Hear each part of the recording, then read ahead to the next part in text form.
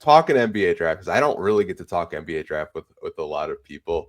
Um, and there was a guy that I mentioned to you. We talked at the top of the podcast, like a Maxine Renault. Yeah. And I know you wrote a piece on your Substack about him. Do you think he could possibly be there at 37 for the Pistons, or do you think it's a trade up situation for them? Yeah, so I mentioned in that video breakdown that I had him as a solid first round pick. He's in the top 30 on my personal board. I've talked to scouts who have him really high. And so I wonder if he ends up falling into the second round. You see, I mentioned in that for the series that I'm doing, I'm just using the rookie scales consensus board. I think he's 33 on that, and so that takes to account the Athletic, ESPN, No Ceilings, like all of the best NBA draft people out there that make their boards public, and so I'm going off of that, but I would not be surprised if Renault ends up going earlier.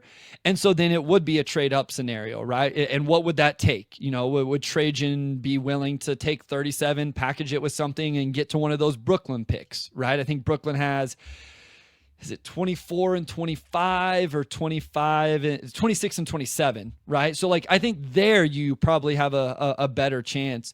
And really all the guys we're going to talk about, I think, have the potential to go in the first round. I wouldn't be surprised if a skilled big like Maxime ends up, as a first round pick. I'm not anticipating him falling to 37. This is the guy, Anthony. I don't get very emotional about Piston stuff. If he's there at 37 and Trajan does not take him, that will be that will elicit a reaction out of me that won't be overly positive. Man, I used to like really dive deep into the drafts because I used to love it, but I just don't have the time like I used It's a to. lot, man. Dude, it's so much film, like going back and watching games. But he's the guy I turned on the tape and I'm like, man, I love this kid. Like just the way he can, bang down low in the post, finish with either hand, protect the rim a little bit. Like I'm watching, I'm like, I see a little bit of like a younger Brooke Lopez. Like that's who I see a little bit. He's really, really interesting. I think Brooke's probably going to protect the rim at a higher level than Maxime, but I think Maxime is like in the same way, just like a positional defender, right? Like he's always in the right position. I love that you mentioned both hands. Like that's a big difference for him compared to like a Ryan Cockbrenner, who I just edited my breakdown that I'm going to have on him over on the Substack. That video will come out Monday morning. I think I have it scheduled for. And Cockbrenner actually struggles using his left hand on both ends of the floor, and it puts him in tough spots where I think Maxime is really, really good at it. And then it's really the offense. Like if you're excited about Renault, it's because there's a chance he really shoots it and spaces the floor. And then he also has some other skill, like he puts it on the deck, he moves well. But the biggest thing I highlighted in that video breakdown, Anthony, was it's not just pick and pop with Maxime. Like he can move off the ball. He'll be able to stand in the corner. He'll be able to relocate. Like he understands being an off the ball offensive player, which now for like Detroit specifically, now whenever you want to run a Cade, a SAR pick and roll, it's space. There are literally three dudes out at the 3-point line that understand what to do out there. And so I just think it would be, as a third center with Dern and Stewart, I think he would be the perfect changeup or curveball for those two guys. Like I would be so excited about that center group of those three guys. Yeah, I mean, he's probably my favorite prospect, like so far. I mean, I was watching. I'm trying to think who I was. I think I was watching Hugo Gonzalez last night. Yeah. I You was like, found some oh, film where he actually played, because that's not easy to do. It's like impossible to find.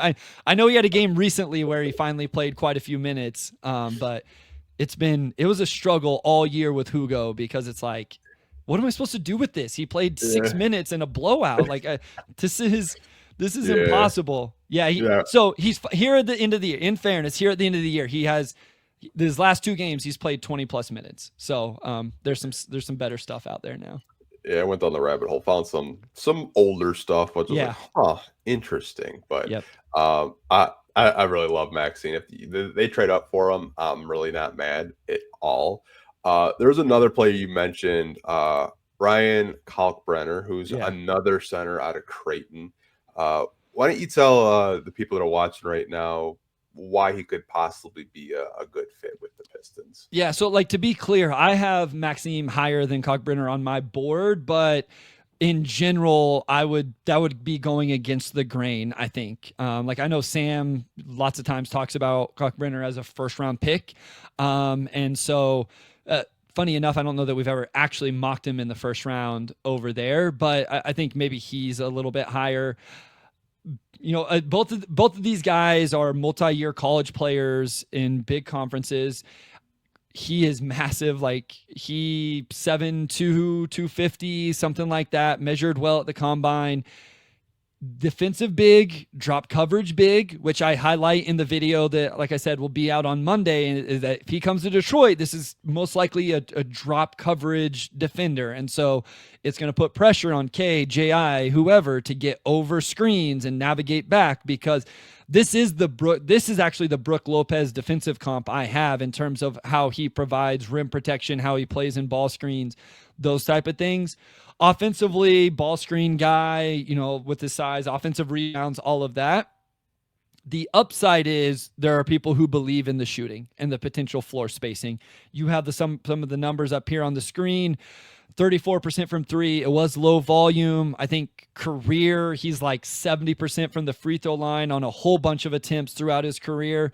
So, that's a big thing with him, is if he does eventually space the floor, then he becomes real valuable. I have some other concerns in terms of like his athleticism, his reaction time, and some of those type of things and how that plays out on an NBA floor. But I think I end the breakdown saying at 37, I think he'd be a great pick as long as Maxime is not on the board. Well, one of my buddies covers the Celtics, and I was talking about him, and he was just like, "Oh, you want like Walmart Luke Cornett then?" And okay. I was like, yeah, he like this guy seems like a Boston Celtic now. Yep. Now that I think about it, like he just seems like a Celtic, 100%. I watched him, and like versus Maxine versus him, I see what you're talking about with like the reaction time. Being 7'2", I think does help him, especially. 100%. You're absolutely right, Anthony. Blocking shots and stuff like that. I like his ability to stretch the floor. I think there are some, the bigs in this class do a pretty good job, I think, of, stretching the floor for the most part. Like the more like centers and power forwards that you look in this class. Real quick, so Cockbrenner has a 9'4" standing reach. Maxime has a 9'2". So there is a couple inches difference there. And Maxime was like 20 pounds lighter as well. So just a couple things to note in terms. That's the biggest thing I take out of the draft combine, is just seeing some of those measurements and some of that stuff, especially for me. Yeah, I mean, like if he's there at 37, I'm not complaining at all, because like to your point, I see a lot of people mock him in the late first round. And if you really, buy into the potential of him, getting better with his reaction time, finishing with, either hand, which he does kind of struggle with at times. It'll be interesting to see what happens when he goes up a guy like a Zach Edey, for example, because he's just as tall, just as big. Yep. How are you gonna, use your size and your weight to go up against guys that are just as big as you in college? I don't really think he had that, issue at all. Yep. No, I agree. So we have one more guy, which I probably shouldn't fall in love with guys like this, because we have some on the roster. Adu Thiru out of Arkansas. He did play at Kentucky, but obviously he's following John Calipari to Arkansas. But I don't know if you've had too much time of like watching film on him. Like, why should Pistons fans maybe be excited if he's there at 37? Yeah, actually, I dropped his video breakdown yesterday on the Substack. So all three of the guys that we're talking about, two of them are out, Maxime and Adu, and then, like I said, Cockbrenner will be on Monday. Thiero is really interesting because he can't shoot. Like the floor spacing is an issue, and I mentioned it in the video. College teams are implementing the we're not going to guard you, we're going to close out short, we're going to stand at 15 feet strategy. So the NBA teams are going to do it as well. Just as far as a measurement wingspan, I have it again in the video, but him and Ron are similar, like height, wingspan, standing reach measurements. There's a half inch here, quarter inch there, stuff like that. Like one of them had a little longer wingspan, the other one was shorter, but then their standing reaches ended up similar. So like that's what you're looking at in terms of just like that type of size profile. Off my eyes, I would say Adu is a little more built than Ron, but sometimes that stuff can be deceiving a little bit. Strong physical downhill driver, super athletic. He like there's an offensive rebound that he has in that game. There's a reverse finish out of the dunker spot. Arkansas actually used him a lot as like a ball screen guy. So he could pick and pop, and then he would attack the space. He would catch like in a short roll and then attack the rim. Got to the free throw line a ton. You have the percentage there, but it was really the amount of free throw attempts he got this last season. And then obviously the defensive end, like the ability to guard and be versatile and be disruptive. Like that's kind of the pitch, which at 37, I'm like you, Anthony. I think he's a awesome get at 37. I have him higher than that on my board. All three of the guys we're talking about are guys that I have in a potential first round tier. I don't know that I love him for Detroit when you're already trying to implement a SAR and implement Ron, and you have, I mean, really, Anthony, non-floor spacing bigs. Like Duran doesn't or can't shoot, and Stu didn't shoot a lot. And so I think it could be interesting trying to implement that. Somebody pushed back to me, and this was fair. You're taking him as a second round pick. Just send him to the Motor City Cruise for a year, let him develop stuff. And then maybe a year from now, the roster is ironed out. Maybe Ron's figured out the jumper, whatever. And, you know, he's not going to make the rotation next year anyway. So maybe it doesn't matter. Maybe you don't make a decision on like this based on short-term views. And I understand that side of things. Oh man, he would kill guys in the G League. Oh my God. Like his motor, I'm watching him. I was like, I'm a sicko, Bryce. I fall in love with these guys that can't shoot, that have defensive potential. Like, Mr. Ray actually put me onto him. He's in the chat. He's like, you need to watch Thero, and I watched a couple of games of him this past week, and I'm just watching him. I was like, man, the defensive instincts are like next level. The energy, the athleticism, getting to the free throw line, which I'm glad you brought up. Like, just his ability just be fearless and just go up. Doesn't care if there's a guy that's 7 foot. He's just gonna crash the glass or get there get there in a way where he just uses his athleticism the best as he can. But like if 37, if he's there, I might think about it. But at the same breath, it's like you got Ron, you have a star. Like how many of these guys do you want?